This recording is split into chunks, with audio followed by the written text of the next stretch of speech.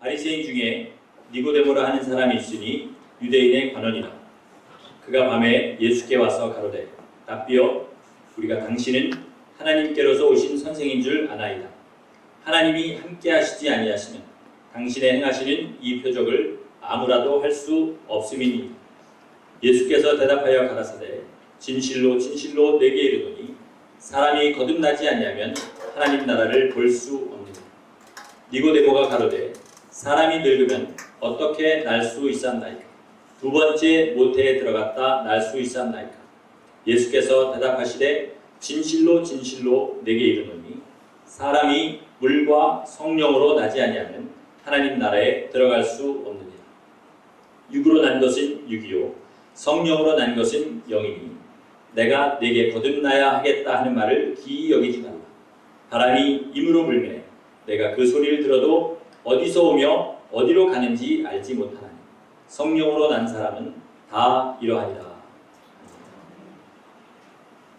사람들은 설교를 들을 때요, 자기가 인생 가운데 바라는 일들을 마음속에 두고 거기에 대해서 하나님이 무슨 말씀을 하시나 이렇게 들어보자, 어떤 이런 마음들을 좀 가지고 말씀을 들을 때가 있습니다. 그러나 성경이 무엇이냐면요, 하나님께서 우리 인생들에게 하시고자 하는 말씀들을 다 담아놓은 책입니다. 우리가 바라는 것, 성경에서는 약속하지 않은 것들을 바라면서 성경 가운데서 또는 설교에서 그 말씀을 찾으려 한다면 우물에서 숭늉을 찾는 거나 똑같은 일이 되어버립니다. 그러므로 여러분, 말씀을 내 안에 있는 것으로 초점을 맞춰서 듣지 마시고 하나님이 무슨 말씀을 하시는지 그거를 들으셔야 됩니다. 그러다 보니까 말씀 들으면 오늘은 이 말씀을 들어야 되는 게 아니라 다른 걸 들어야 되는, 이렇게 생각을 한다거나 하나님 저 바쁘니까 한 번에 다 이해하게 해주세요, 어떤 이런 마음으로 세상 말로 도적 심보로 그렇게 말씀을 듣지 마시고, 또 하나님께서도 4,000년에 걸쳐서 완성하신 이 성경을 단 1시간 듣고 다 깨달으려고 하는 그런 악한 마음을 버리시기를 바라겠습니다. 이것도 농담입니다. 그래서 우리 하나님은 살아계십니다. 살아계십니다. 교회에 다니는 사람들은 누구나 편안하게 이 말을 다 합니다. 하나님 살아계셔. 하나님 살아계십니다. 그러나 실제로 이게 사실이라면, 정말로 하나님이 살아계시다면요, 그것은 우리 각자의 삶에 엄청난 의미를 주게 됩니다.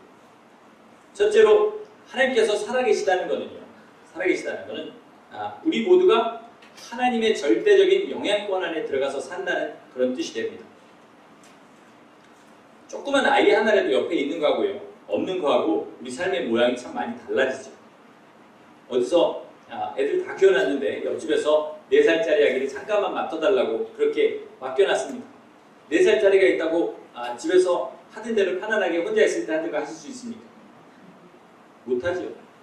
그런데 하나님께서 살아계셔서 우리의 삶에, 우리의 생각과 우리의 말과 우리의 행동을 보고 계신다, 이렇게 믿는 사람이 과연 세상을 쫓아 살고 하나님 기뻐하시지 않는 것들을 쫓아 살 수 있습니까? 그럴 수 없다는 거죠. 성경의 말씀대로 우리가 믿는다면요, 하나님께서는 여기 계신 모든 분들의 머리카락 하나까지 다 숫자대로 쓰고 계십니다. 저도 머리가 계속 빠져가는 중이고, 여기 아마 새롭게 머리가 나는 사람들은 어린아이들 빼고는 없는 줄로 알고 있는데, 그 머리카락 하나 빠지는 것도 하나님께서 허락하셔야 빠집니다. 그러니까 여러분, 지금 각자의 헤어스타일이 하나님께서 다 디자인해 주신 겁니다. 예, 아멘 하셔서 감사합니다. 자, 하나님께서 다 다스리고 계시죠. 우리 젊을 때는요, 돈만 있으면 세상이 내 맘대로 다 돌아갈 것 같이 그렇게 생각이 됩니다. 그런데 점점 육신이 연약해져 가고 막상 돈이 있어도 할 수 없는 것이 많다는 것을 깨달아가게 되죠. 그때서야 하나님을 찾게 됩니다. 그러나 성경에서 뭐라 하냐면, 너희는 하나님을 만날 만할 때에 찾으라, 가까이 계실 때에 부르짖으라. 그리고 또 잠언서에서 뭐라 하냐면, 그때 너희가 나를 부르라. 내가 너희가 불러도 응답하지 아니하겠고, 너희가 나에게 부르짖어도 나는 너희를 비웃을 것이다. 왜? 내가 너희에게 가까이 있을 때, 내가 너희를 만날만 하도록 내 모든 것을 다 열어줬을 때 너희가 나를 무시했기 때문에 너희의 필요에 따라서 나를 찾을 때 나는 너희를 무시할 것이다. 이렇게 얘기하는 거죠. 하나님께서 복수하신다는 얘기 아닙니다. 여러분 이걸 잘못 알아듣지 마시기 바랍니다. 환난 당할 때 하나님께서 우리를 붙드셔야 됩니다. 우리는 환난을 다 싫어합니다. 그런데 예수 믿는 사람은 절대로 환난을 피할 길이 없습니다. 성경에서는 모든 성경에서는 예수 믿으면 환난당한다 이렇게 얘기하죠. 그러니까 환난은 뭐냐면 주님의 다스림이십니다. 근데 환난에는 두 가지 종류가 있습니다. 하나는 징계성 환난입니다. 징계성의 환난. 다윗이요 우리아의 아내를 빼앗고 우리아를 죽였습니다.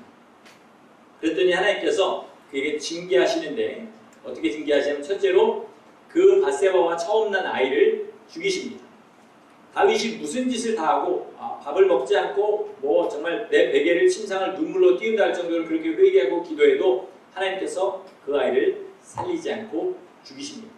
그리고 몇 년 후에 내가 남의 아내를 그렇게 했으니 내 아내들을 어떤 사람이 똑같이 할 것이다. 그런데 그 어떤 사람이 누구였냐면 자기 아들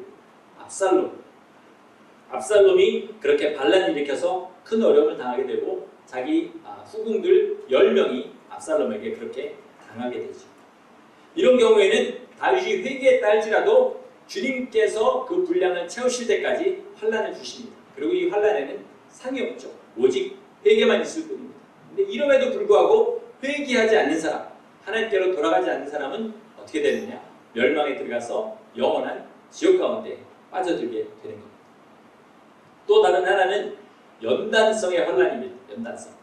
운동선수가 더 좋은 기록을 위해서 금메달을 따기 위해서 온 힘을 다해서 훈련하고 코치가 거기에다 계획을 짜가지고 더 하는 것처럼 하나님께서 믿음 있는 자들에게 그 믿음을 더하여 주시려고 연단하려고 환난을 주십니다. 똑같은 다윗의 얘기를 또 해보겠습니다. 다윗은 집에서 낳는데 7째 아들, 8째 아들인지 7째 아들인지 제가 정확하게 기억이 안 나네요. 태어났습니다. 얼마나 아버지가 무시를 했냐면 사무엘이 와가지고 네 아들들을 다 내놔라 그랬을 때 다 내렸느냐? 예, 다 내놨습니다. 이렇게 얘기할 정도로 자기 아들이 들에서 양을 치는 것도 잊어버리고 있을 정도로 무시하던 그런 아들이었습니다. 어느 정도 자라니까 그를 들판에 내놓죠. 그런데 다윗이 내가 곰과 싸우고 사자와 싸웠다 이렇게 얘기하는 것으로 봐서는 곰과 사자의 위협에 노출된 상태로 부모가 그 어린아이를 내놓은 겁니다. 그렇게 다윗은 부모에게 무시당하면서 유년기와 청소년기를 보냈습니다. 그런데 그곳에서 하나님을 더 깊이 알게 되고 여호와는 나의 목자시니 내게 부족함이 없으리라. 그때부터 그런 고백을 해가면서 물론 이것은 나중에 쓴 시지만 그렇게 하나님과의 관계를 돈독하게 해나갔습니다. 10대 초중반 내지 후반쯤으로 그렇게 사유가 되죠. 골리앗이라는 장수를 물리쳤습니다. 그것은 제가 마이크 타이슨하고 싸워갖고 이긴 것과 똑같은 겁니다. 마이크 타이슨이 누군지 모르시는 분도 계시겠지만 저는 그 사람 잽 한 대만 맞아도 그냥 즉사합니다. 그런데 하나님께서 함께 하셔서 다윗이 골리앗을 물리치게 되죠. 그러면 이제 고생 끝, 새로운 삶 시작 이렇게 돼야 정상인데 어떻게 됐습니까? 사울의 눈에 띄어버렸습니다. 그래서 사울이 그를 죽이려고 10몇 년간을 지긋지긋하게 쫓아다니게 됩니다. 이때 어려움을 통해서 그는 믿음이 더 자라나고요. 하나님 아니면 나는 살 수 없다라는 그런 훈련과 연단을 받으면서 그렇게 지내고 결국은 어떻게 됐느냐? 이스라엘의 전무후무한 최고의 왕이 되었습니다. 다윗에게요 하나님의 살아계심은 이와 같이 두려운 것이기도 했고요. 자기 인생을 온전히 인도하셔서 왕의 그것을 누리고 그리스도의 기업에 동참하게 하시는 그런 영원한 인도하심이기도 했습니다. 우리는 어떻습니까? 하나님의 살아계신 것이 내 인생과 도대체 무슨 상관이 있습니까? 여러분 이 시간에 돌아보시기 바랍니다. 나 지금 하는 일이나 좀 잘 됐으면 좋겠다. 나 좀 건강하게 살았으면 좋겠다. 내 가족이 잘 됐으면 좋겠다. 하나님 이거는 해주시고 더 이상 나는 상관 안 하셨으면 좋겠다.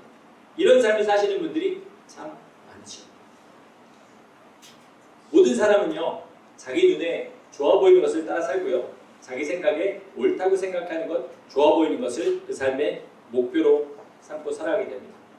그런데 죽음 앞에 이르르면요 이게 아무 소용이 없다는 것을 깨닫게 됩니다. 저는 저희 부모님이 한국에 계시고 저는 미국에 있었기 때문에 두 분 다 임종을 지키지 못했습니다. 사람이 실제로 숨이 끊어지는 광경을 본 적이 없습니다.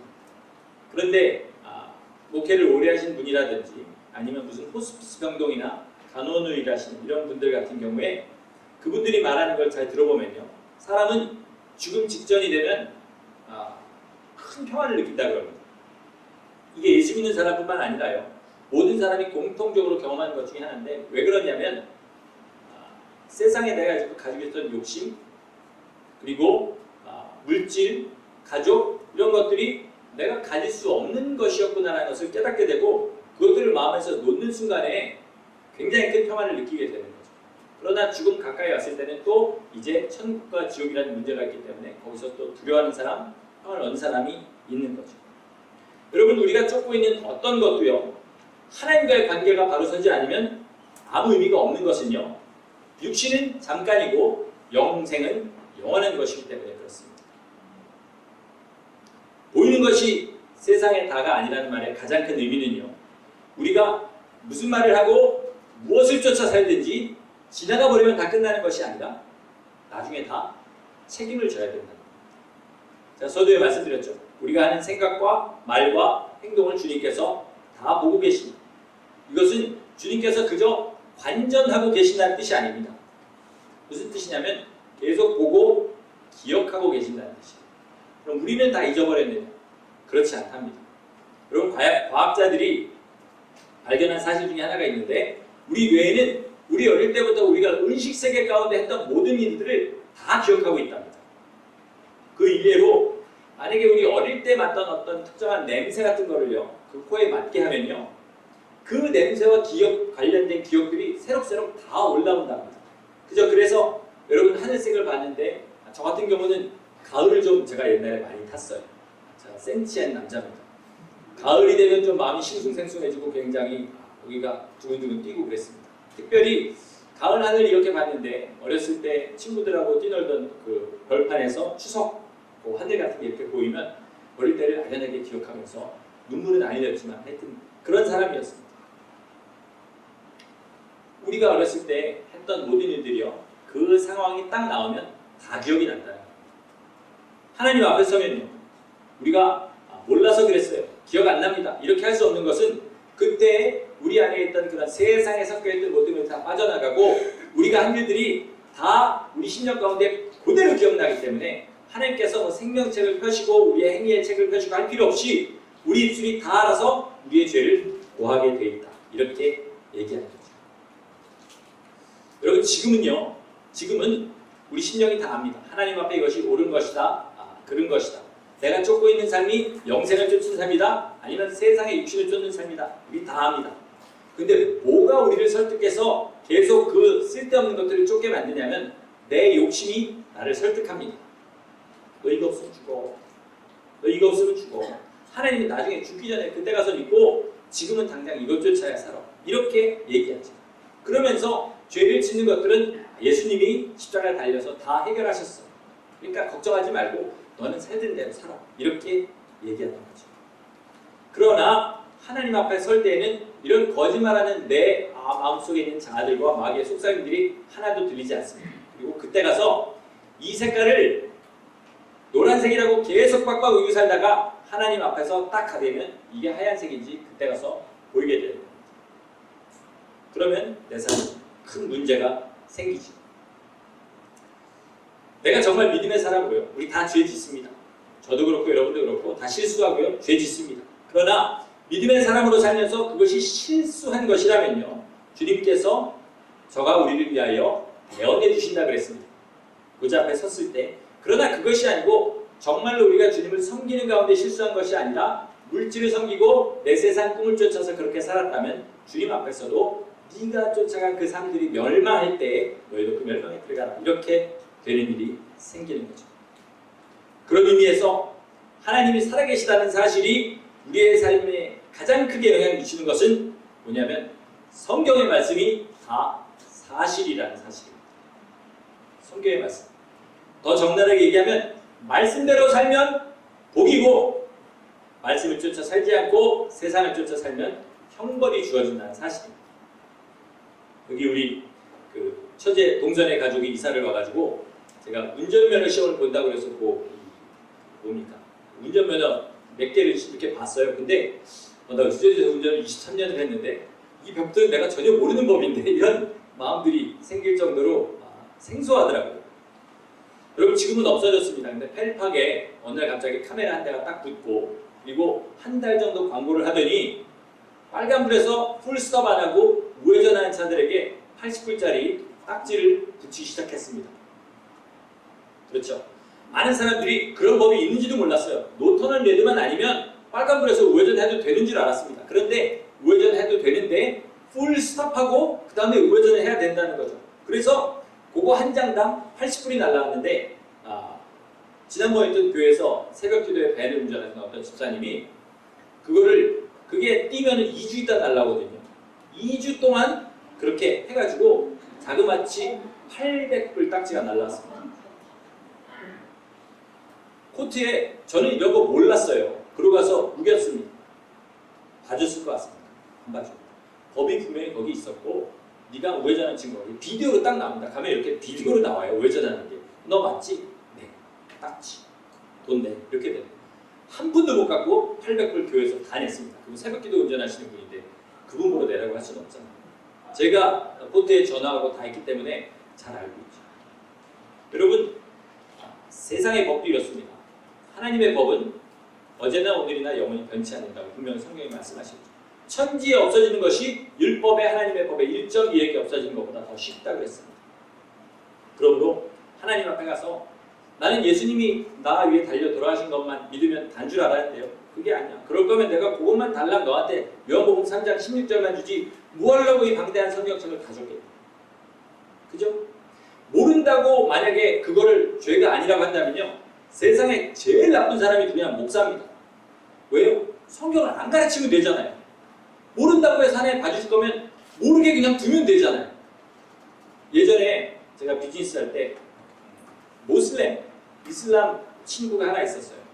카다피라는 친구였는데 이 친구가 뭐라냐면 모슬렘들은 기독교를 신성모독이라고 합니다. 왜냐하면 삼위일체 유일하신 하나님이 세 분으로 따로 파트너로 인하신다. 그렇게 얘기하는 거는 신성모독이라고 해가지고 그러면서 저한테 그 얘기를 한참 한 다음에 뭐라 그러냐면 내가 너한테 얘기를 안 했으면 모르지만 지금 얘기를 했기 때문에 너 계속 기독교 믿으면 지옥 간다. 나쁜 놈 아닙니까? 모르게 내버려 두죠. 그러면 지가 진짜로 그렇게 믿으면 얘기 안 하면 괜찮은 것 같으면 얘기 안 하면 되지 않습니까? 근데 하나님 앞에 나 몰랐어요. 통합니까? 안 통한다는 거죠. 그래서 제가 지금 설교로 하는 얘기를 잘 들으시라는 겁니다. 몰라도 죽고 알아도 죽습니다.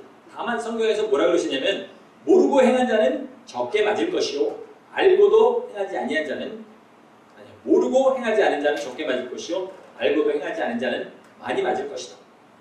둘 다 맞습니다. 그러니까 가장 좋은 건 뭐죠? 알고 행하는 것이기 때문에 우리가 전하고 가르치는 겁니다. 이와 같이 우리가 살아계신 하나님을 만난다는 것, 하나님과 교통한다는 것은 뭘 얘기하냐면요. 하나님의 명령을 순종하는 것을 말합니다. 우리가 요한복음 1장 아까 성찬식 때 제가 읽었는데 태초에 말씀이 계십니다. 주님께서 말씀으로 계시다는 것은 성경의 말씀과는 조금 의미가 다릅니다만 그러나 하여튼 주님이 우리를 만나실 때요 얼굴을 이렇게 보여주고 말씀하시는 것이 아니라 주님의 명령을 우리에게 주시고 그 명령을 순종하는 것으로 하나님과 관계를 맺는 것으로 그렇게 주님께서 여기십니다. 성경에서 제일 안타까운 사람 중에 한 명이 있는데 그게 누구냐면 사울 왕입니다. 이스라엘의 초대왕으로 정말 잘했으면 이름을 남길 수 있었을 텐데 그렇지 못하고 멸망한 자의 대표가 되어버렸죠. 이 사람이 두 번 하나님 앞에 실수했습니다. 한 번은 자기 마음대로 자기가 제사를 드려버렸어요. 제사는 사무엘이 했어야 됨에도 불구하고 제사장이 했음에도 불구하고 자기 마음대로 사무엘이 느끼니까 제사를 드려버렸어요. 두 번째는 아말렉과의 싸움에서 다 죽이라고 했는데 탐나는 것들을 죽이지 않았습니다. 그래서 하나님께서 책망하실 때 그래도 잘못했습니다. 이랬으면 얼마나 좋았겠습니까? 그런데 뭐라 하냐면 마땅히 하나님이 다 죽이라고 한 건 저도 알아요. 근데 아깝잖아요. 이거 가지고 제사 드리면 하나님이 좋아하실 거잖아요. 이렇게 또 하나님 앞에 우깁니다. 그랬더니 하나님이 사무엘을 통해 뭐라고 하시냐면 하나님께서 순종을 제사보다 기뻐하신다. 수양의 기름보다 순종하는 것을 가장 기뻐하신다. 그런데 이렇게 해서 하나님께 버림받았는데요. 그 다음에 몇 년간 왕으로 살았냐면 10몇 년간을 계속 왕으로 살았습니다. 우리가 성경을 읽으면 한 20-30분 만에 바로 그 다음부터 사울이 멸망하는 장면이 나와서 그렇지 실제로 이가 왕으로 아무 그런 어려움 없이 산 것이 10몇 년이 됩니다. 그렇게 살다가 이제 블레셋 때문에 자기가 정말 곤경에 처했습니다. 망하게 되었어요. 그때 이제 사울이 접신한 여자한테 가가지고 사무엘을 불러 올리라 그래가지고 사무엘이 불러 올려졌다고 믿고 이제 사무엘에게 하는 말입니다. 여러분 잘 들어보시기 바랍니다. 지금 하나님을 무시하면 나중에 우리도 이 기도하게 됩니다. 잘 들어보세요. 사울이 대답하되 나는 심히 다급하나이다. 블레셋 사람들은 나를 향하여 군대를 일으켰고 하나님은 나를 떠나서 다시는 선지자라도 꿈으로도 내게 대답하지 아니하시기로 내가 행할 일을 알아보려고 당신을 불러올렸나이다. 하나님이 환난 당할 때 비웃으시는 거죠.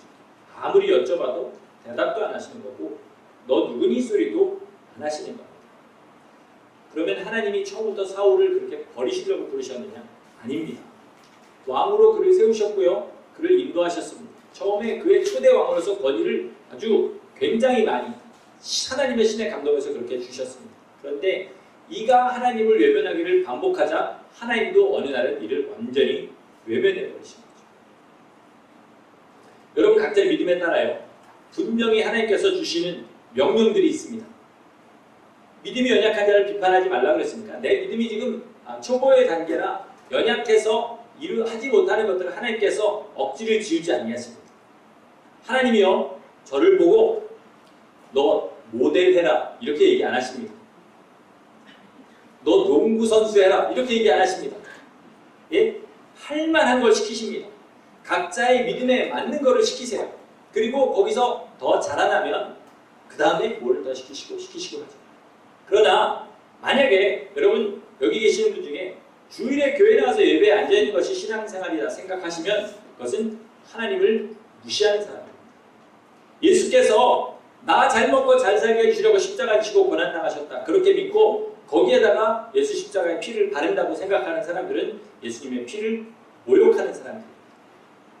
이스라엘 백성이 그 삶으로는 하나님을 모욕했습니다. 그런데 하여튼 제사는 정말 열심히 드리는 겁니다. 그랬더니 하나님께서 뭐라냐면 나는 그들이 드리는 제사의 기름 냄새를 맡기도 싫다. 누가 저 성전문을 좀 닫아버렸으면 좋겠다. 이렇게 얘기를 하신 거죠. 그렇게 노하셨고 그리고 400년 동안 하나님께서는 이스라엘에게 선지자로도 그리고 어떤 이상으로도 말씀하지 않으셨습니다. 제가 금요일날 설교할 때 뭐라고 그랬냐면 우리 삶의 진짜 예배처는 어디라고 그랬죠? 여러분이 더 많이 거하는 자기의 가정과 직장과 그리고 어떤 사회라고 했습니다. 가정과 직장에서요. 여러분 하나님 뜻대로 사셔야 됩니다. 이 예배에는 그 삶을 가지고 주님 앞에 나오는 거고 또 일주일을 더 주님 뜻대로 살기 위하여 자기를 충전하러 주님 앞에 그렇게 나오는 거죠. 하나님께서 살아계시다고 고백하는 사람은요. 반드시 자기의 삶에서 하나님의 명령에 순종하고 살아야 됩니다. 자기의 삶에서. 여러분 여기서야 뭐 다 똑같아 보입니다. 제가 이렇게 보면 딱 구별하는 방법은 두 가지밖에 없습니다. 세 가지가 있거든요. 눈을 뜨고 있는 사람, 눈을 감고 있는 사람, 그리고 눈을 떴는데 저를 안 보고 어디 딴 데를 보고 있는 사람. 이 세 부류밖에 안 보입니다. 그러나 세상에 나가면 분명하게 두 부류로 구별이 되죠. 하나님의 말씀을 듣고 순종하는 사람, 하나님의 말씀을 듣고도 순종하지 않는 사람. 여기 계신 분들이 그렇다는 겁니다. 오늘 본문을 보면 예수께서는 바람이 어디에서 오는지는 알지 못하지만 소리를 들을 수는 있다 이렇게 얘기하시죠. 즉 우리는 바람이 있는 것을 느끼고요. 물리적인 힘을 느끼고 소리를 들고 알게 되지만 바람이 어디서부터 와서 어디로 가는지 아는 사람은 없다는 겁니다. 성령으로 난 사람이 다 이와 같습니다. 여러분 우리는요. 우리는이라 그러면 성령으로 나지 않으신 분들도 있을 수 있습니까? 성령으로 난 사람은요, 하나님께서 살아계시다는 것을 세상에 나타내는 그런 도구들입니다. 아멘이십니까? 전파가 존재하는 것 보는 사람 없죠. 그런데 전파는 송신기로, 영어로 트랜스미러로 그렇게 발생이 돼서 수신기로, 리시버로 그것이 있는 것을 증명합니다. 방송국에서 전파를 송신하면요, 우리가 아무리 머리를 쓰고 눈으로 그걸 보려고 해도 볼 방법은 없는데, 라디오나 또는 TV가 있으면 그 전파가 있는 것을 분명하게 알게 됩니다. 하나님은요, 우리 눈으로 절대로 볼 수 없습니다.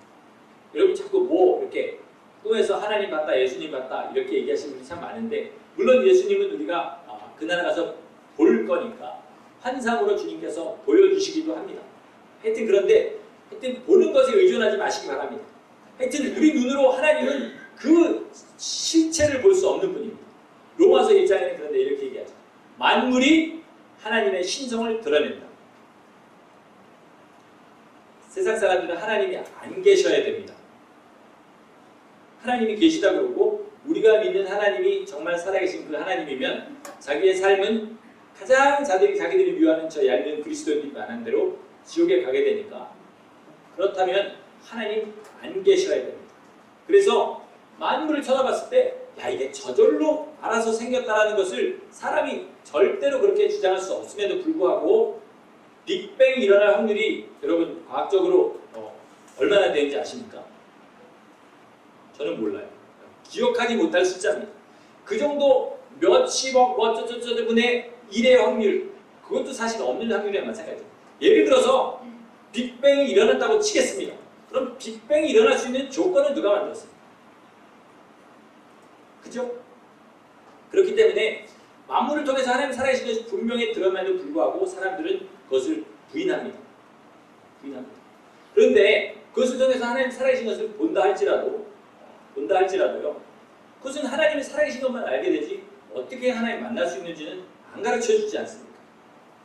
그런데 라디오나 TV가 아닌 이런 전파 측정기로 전파가 있다는 것만 보고 방송이 뭔지는 알지 못하는 것처럼 천지 만물을 봐서는 그렇게 될 수밖에 없는데, 그런데 성경을 통해서 예수 그리스도를 통해서 하나님이 어떤 분이시고 우리가 하나님 앞에 어떻게 가야 되는지 하나님이 다 가르쳐 주셨다는 겁니다.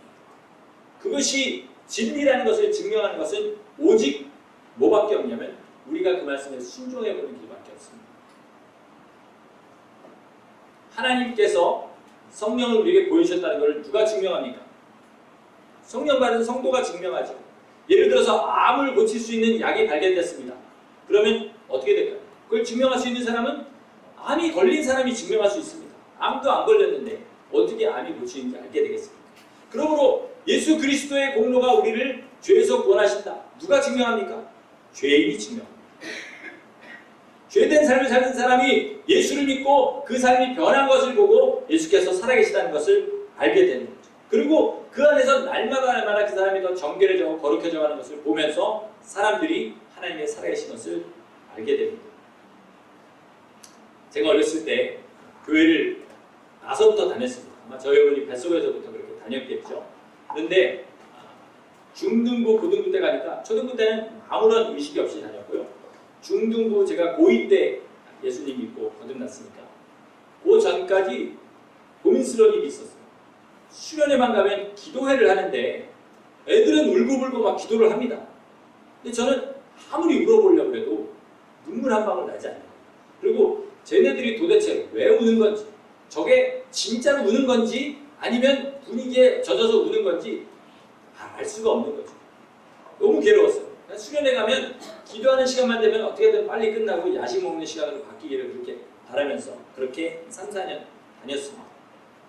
그런데 어느 날 저한테도 그 일이 생긴 겁니다. 생긴 거예요.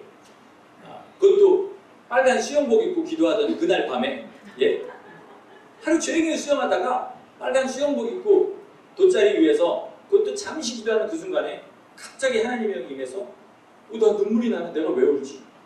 그러면서 내가 죄인이구나. 하나님 살아계셨구나. 예수님이 정말 십자가에 달리더라. 그동안 듣기만 한 모든 것이 한순간에 내 안에 다 믿어지고 그리고 하나님을 믿게 된 거죠. 그런데 그리고 그 이후로 제 삶이 바뀌었냐?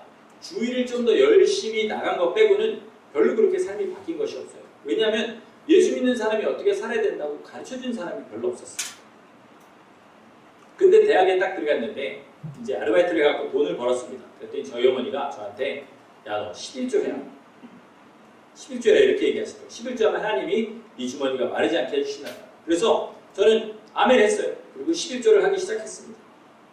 그러고 나서 하나님 살아계신 것을 분명하게 체험한 것은 뭐냐면 여러 번 말씀드린 대로 제가 대학 다니면서 계속 저희 집안은 망해가고 여기가 끝인가 보다 했는데 더 망해가고 계속 그런 일을 반복했는데 제 주머니는 마르지 않는 걸 경험했어요. 그리고 유학을 와서 저희 집사람하고 저하고 멀쩡하게 잘 살고 있는 사람을 내가 가면 잘 먹고 잘 살게 해줄게 꼬셔서 데려와 놓고 일 시켜가면서 그렇게 유학생활 할 때에도 여지껏 23년 동안 제가 삶에서 필요한 돈을 남한테 꿔본 적은 단 한 번도 없습니다.